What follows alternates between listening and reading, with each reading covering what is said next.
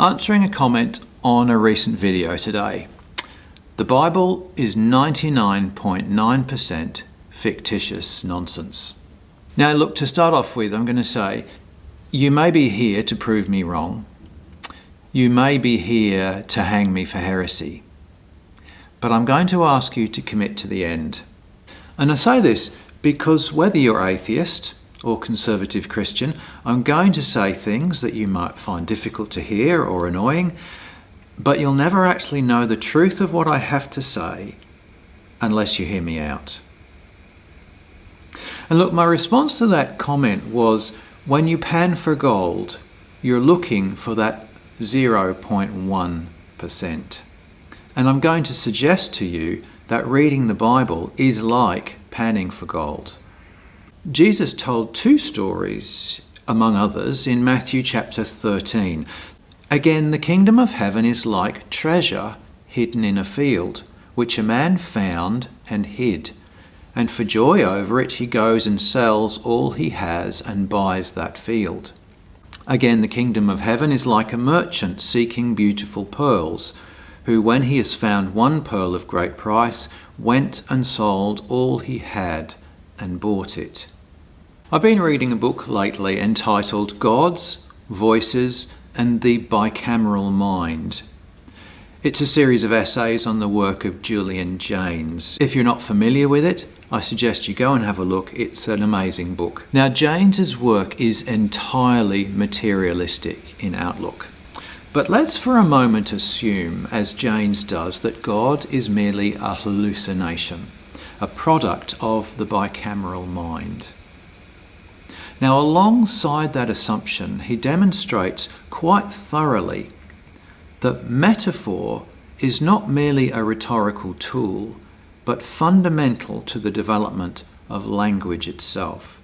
So much so that when we speak, we don't realise that we're talking metaphorically.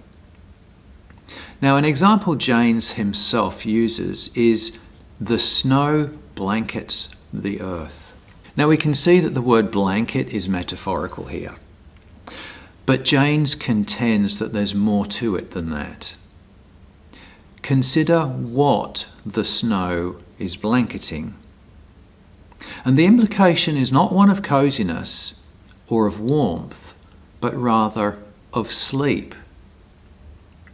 And it is the earth that is said to be asleep, and by extension is due to awaken. But how can you say that the earth is asleep or awake? The earth has in fact been personified.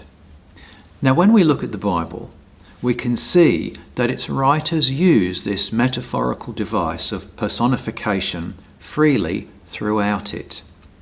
And one might even argue that nature itself is personified in the figure of God. But what else is personified? In a recent video on religious trauma, Christy Burke quotes Matthew chapter 10, where Jesus says, "I have come to set a man against his father, a daughter against her mother, a daughter-in-law against her mother-in-law, and a man's enemies will be those of his own household." And Christy points to this passage to suggest that it is Jesus' teaching itself which is divisive and harmful. But let's read it in its context. Here's Matthew chapter 10, verses 32 to 39.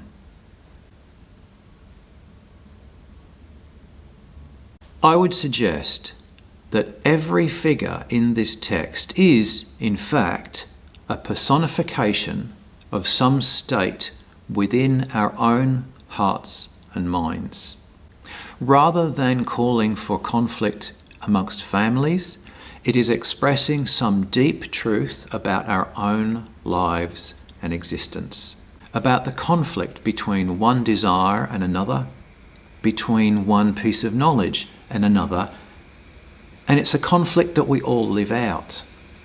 Now, let me be quite clear about what I'm doing here. I have neither proven nor disproven God.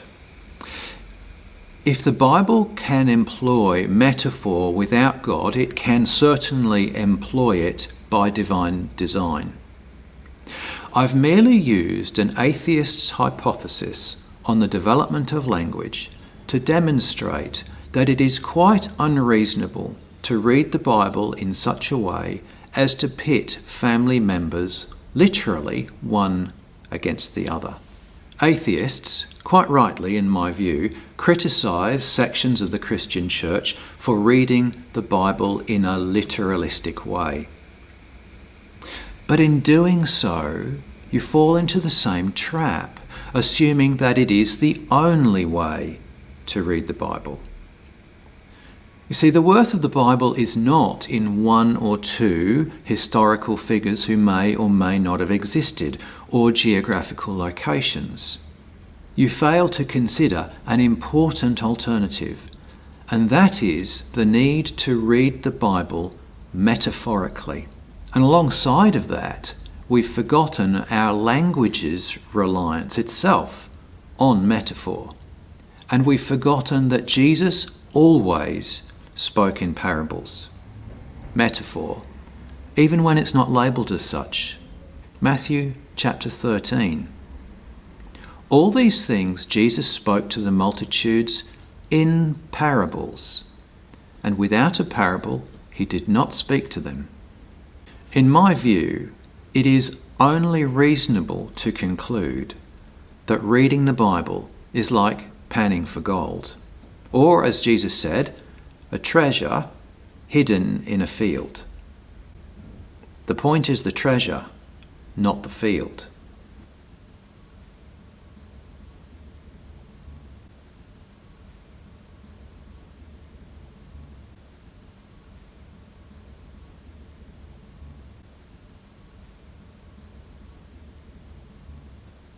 It's your turn.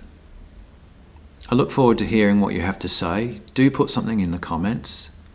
As always, keep it friendly, and I'll see you next time.